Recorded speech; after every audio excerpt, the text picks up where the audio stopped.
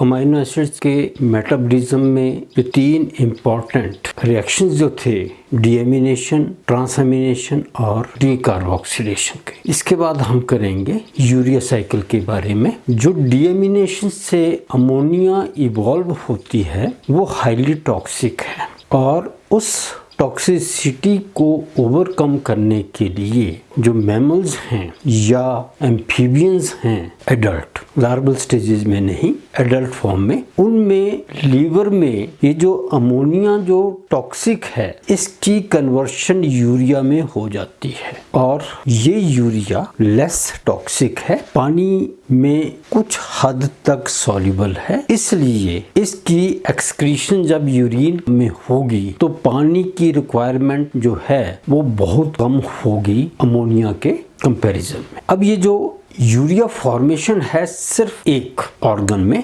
Liver में होती है। ये अमोनिया जो बनी, ये बनी डीएमिनेशन रिएक्शन से और 2 तरह की, एक NAD डिपेंडेंट और दूसरी फ्लेविन या FAD डिपेंडेंट। और हमें मालूम है कि ये जो NAD और FAD जो कोएंजाइम हैं ये माइटोकॉन्ड्रिया में होते हैं। तो इसका मतलब ये हुआ कि जो भी अमोनिया लिबरेट होगी उसका ओरिजिन जो है वो माइटोकॉन्ड्रियल होगा। दूसरी तरफ जो कार्बन डाइऑक्साइड है ये भी माइटोकॉन्ड्रिया में ही बनती है और साइटोसोल में भी कई रिएक्शन से बनती है। कुछ रिएक्शन जो हैं जो साइटोसोल में अकर करते हैं वहाँ पे जो कार्बोक्सिलेशन होगी वहां पर भी ये कार्बन डाइऑक्साइड जो है वो लिबरेट। मेजॉरिटी जो कार्बन डाइऑक्साइड की है वो तो लंग्स के थ्रू हम रेस्पिरेशन में बाहर निकाल देते हैं, ऑक्सीजन का इनटेक होगा और कार्बन डाइऑक्साइड का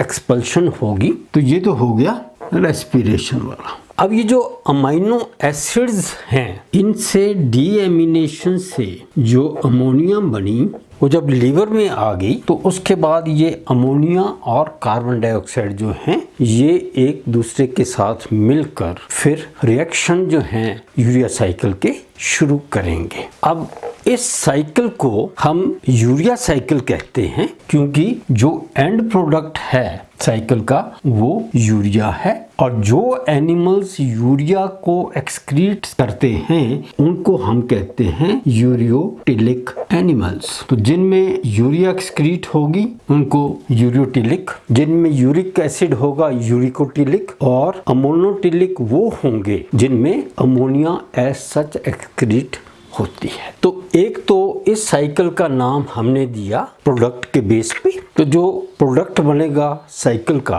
और फिर वो एक्सक्रीट हो जाएगा उसके बेस पे जो प्रोडक्ट बनेगा इस साइकिल का लास्ट वाला और जो एक्सक्रीट होगा उसके बेस पे इसका नाम हमने दिया यूरिया साइकिल। दूसरे किन साइंटिस्ट ने इस साइकिल को डिस्कवर किया उसके नाम पे भी साइकिल का नाम है। तो इस साइकिल को, यूरिया साइकिल को किया डिस्कवर सर हैंस क्रेब्स ने।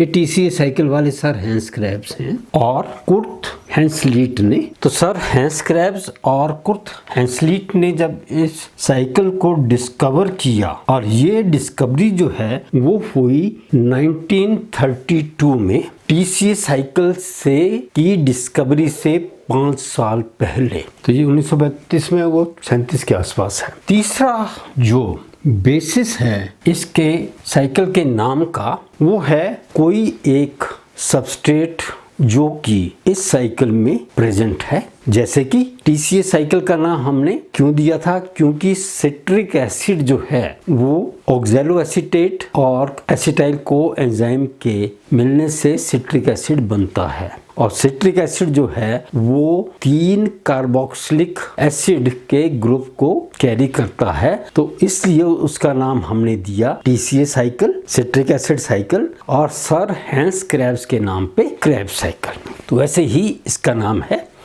तो उस सबस्ट्रेट का या प्रोडक्ट का नाम है ऑर्निथीन और इसके बेस पे हमने इसके साइकिल के नाम दिए। एक तो प्रोडक्ट के नाम पे यूरिया है तो यूरिया साइकिल, दूसरा क्या बना जो डिस्कवरर थे तो इनका नाम है sir Hans Krebs and Kurt हेंसलीट।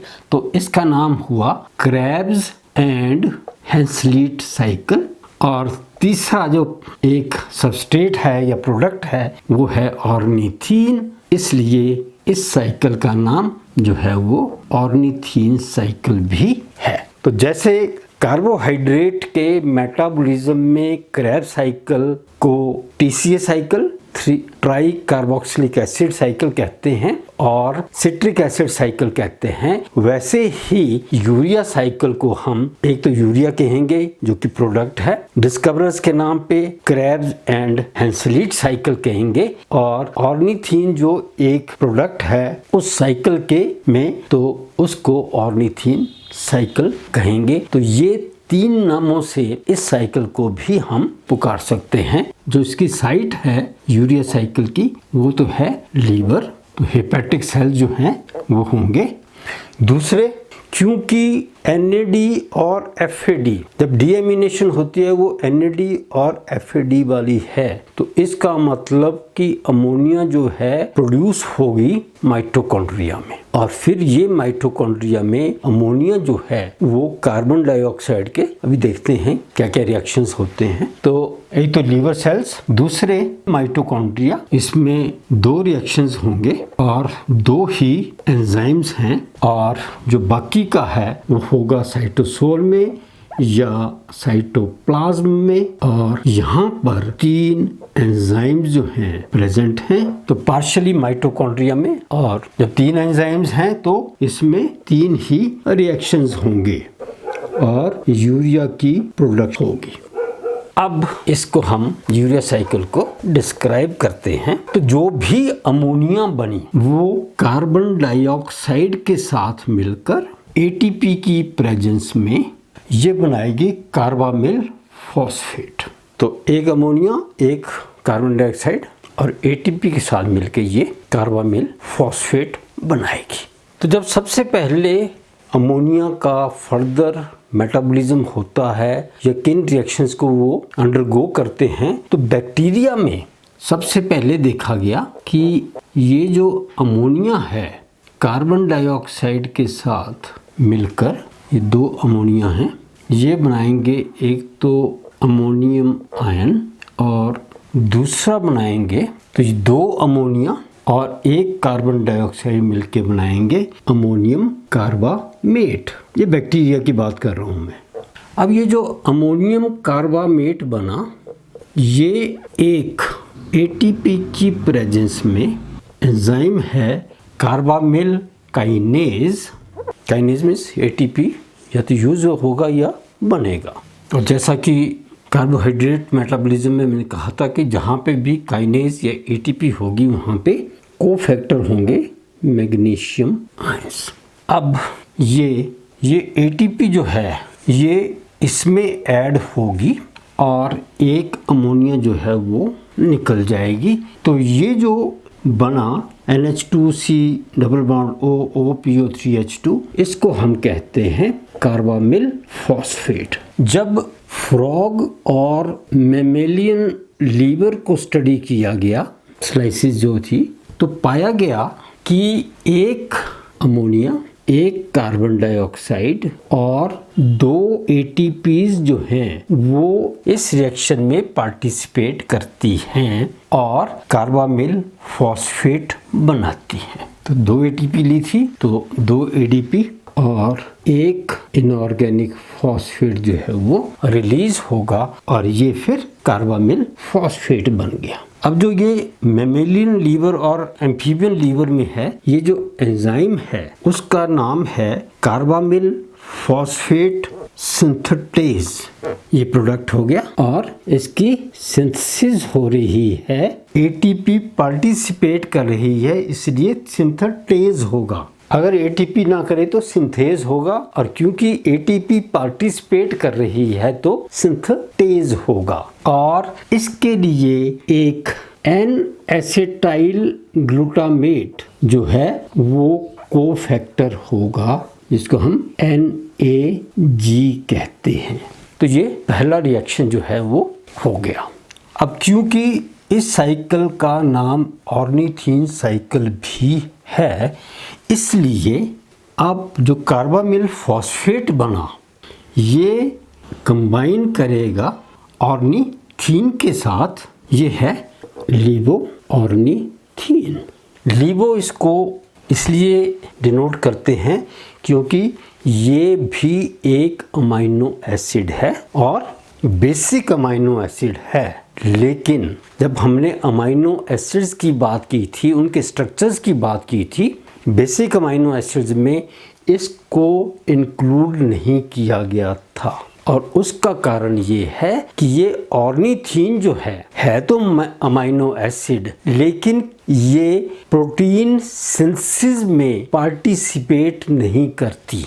कोई भी प्रोटीन नहीं है जिसमें ऑर्निथीन प्रेजेंट हो। तो ऑर्निथीन जो है वो किसी भी प्रोटीन के स्ट्रक्चर में नहीं आती, इसलिए इसको वो जो 20 और 22 अमीनो एसिड्स के स्ट्रक्चर की बात की थी, तो ऑर्निथीन को उसमें इंक्लूड नहीं किया गया था। ये सिर्फ और सिर्फ यूरिया साइकिल में ही पार्टिसिपेट करती है, इसलिए इसको अमीनो एसिड्स की कैटेगरी के बाहर रखा गया। अब ये जो ऑर्निथीन है कार्बामिल फॉस्फेट के साथ मिलकर ये तो निकल जाएगा फॉस्फेट वाला ग्रुप, तो ये बन गया, सिर्फ ये वाला ही इसमें ऐड होगा, तो ये बन गया NH2CO NH CH2 और ये जो प्रोडक्ट बना इसको हम कहते हैं सिट्रुलीन। तो कार्बामिल फॉस्फेट और ऑर्निथीन के रिएक्शन से जो प्रोडक्ट बना वो बना सिट्रुलीन और जो एंजाइम है उसका नाम है ऑर्निथीन।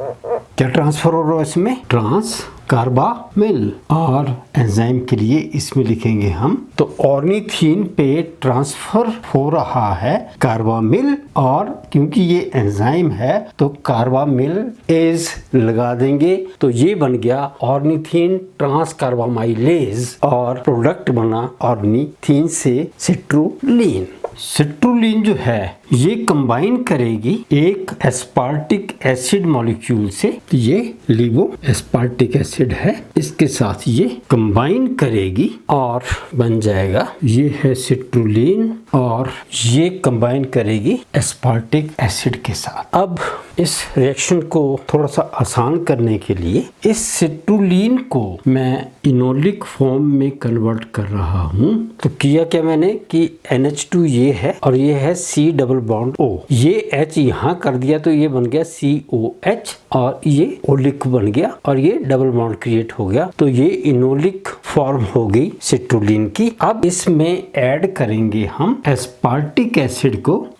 ये लिबो एस्पार्टिक एसिड है। अब ये रिएक्शन होगा, ये वाला OH और ये वाला H ये बना देंगे एक वाटर मॉलिक्यूल, तो ये बन जाएगा NHC NHCH और COOH, NH double bond C ये गया, ये बचा NH, ये CH COH, ये CH2 और COOH। दूसरी तरफ ये NH, ये 3 में है तो मैंने 3 बार लिख दिया, ये CHNH2 और ये बन गया COOH। अब ये मॉलिक्यूल अब हमारे पास आ गया। सिट्रुलीन और एस्पार्टिक एसिड का जब कम्बिनेशन हुआ तो ये जो मॉलिक्यूल बना इसको हम कहते हैं आर्जिनिन से। और अगर इसको ऐसे देखें हम ऐसे करके तो ये CH2 CH2 COH COH ये क्रैब साइकिल का सक्सिनिक एसिड है और ये आर्जिनिन है अमीनो एसिड, तो इसका नाम हो गया आर्जिनिनो सक्सिनिक एसिड या सक्सिनेट। और ये जो एंजाइम है इन दोनों को सिट्रुलीन और एस्पार्टिक एसिड को कंबाइन करता है, उसका नाम है, प्रोडक्ट क्या है, आर्जिनिनो सक्सिनेट है, आर्जिनिनो नीनो सक्सीनेट, तो प्रोडक्ट आ गया। अब ये जो रिएक्शन है इसमें एटीपी जो है वो यूज़ होगी, और क्योंकि सिंथेटिक प्रोसेस है तो वो एएमपी और पायरोफॉस्फेट में रिलीज हो जाएगी। अब क्योंकि इसमें ये एटीपी पार्टिसिपेट कर रही है तो इसका नाम हो गया आर्जिनिनोसक्सिनेट सिंथेटेज। तो ये हमारे पास एक प्रोडक्ट बन गया आर्जिनिनोसक्सिनेट। जो अगला रिएक्शन है आर्जिनिनोसक्सिनिक एसिड या सक्सिनेट। अब ये जो आर्जिनिनोसक्सिनेट बना इसकी क्लीवेज होगी। क्लीवेज मीन्स ये यहाँ पर क्लीवेज हो जाएगी, ये अलग ये अलग, तो इसको हम कहते हैं आर्जिनिनोसक्सिनेट क्लीवेज एंजाइम या आर्जिनिनोसक्सिनेट लाइएज।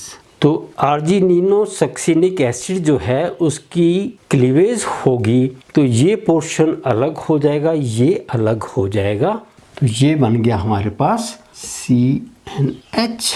अब जब क्लीवेज हुई तो ये जो CH2 का H है वो यहाँ पे शिफ्ट हो जाएगा, तो हमारे पास ये बन गया NH2।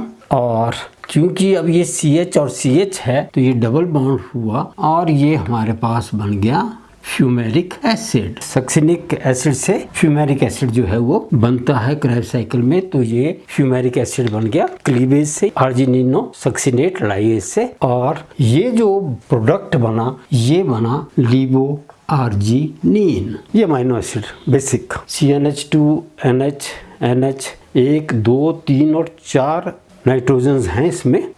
और एक बार आर्जिनिन बन गई तो इसका फिर फर्दर जो है स्प्लिट करेगी और एंजाइम होगा, तो ये लिवो आर्जिनिन है और ये एंजाइम है आर्जिनेज। इसमें एक वाटर मॉलिक्यूल ऐड होगा और ये वाटर मॉलिक्यूल जब ऐड होगा तो वो इस पोर्शन पे ऐड होगा, तो इस पोर्शन का बन गया ये NH2CH2 ये तो बन गया फिर ऑर्निथीन। तो पहले तो हम ऑर्निथीन लिख लेते हैं, ये NH2CH2 CNH2 और COOH, ये तो बन गया लिवो ऑर्निथीन।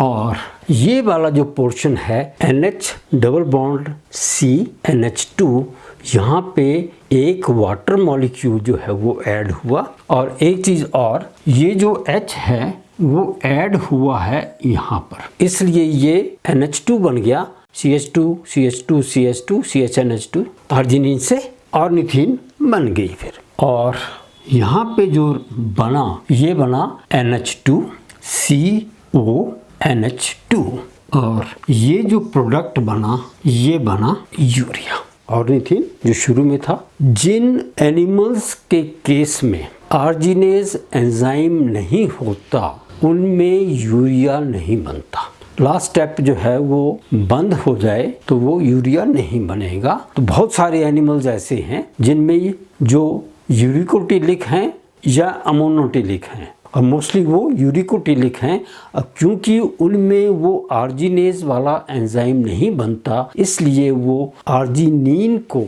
यूरिया में कन्वर्ट नहीं कर सकते और इसीलिए वो यूरिकोटिलिक हैं, यूरियोटिलिक नहीं है। तो ये यूरिया साइकिल हो गया, ऑर्निथीन साइकिल हो गया, और सर हैंस क्रेब्स और कुर्ट हैंसलीट के कारण उसका नाम क्रेब्स हैंसलीट साइकिल जो है वो दिया जाता है।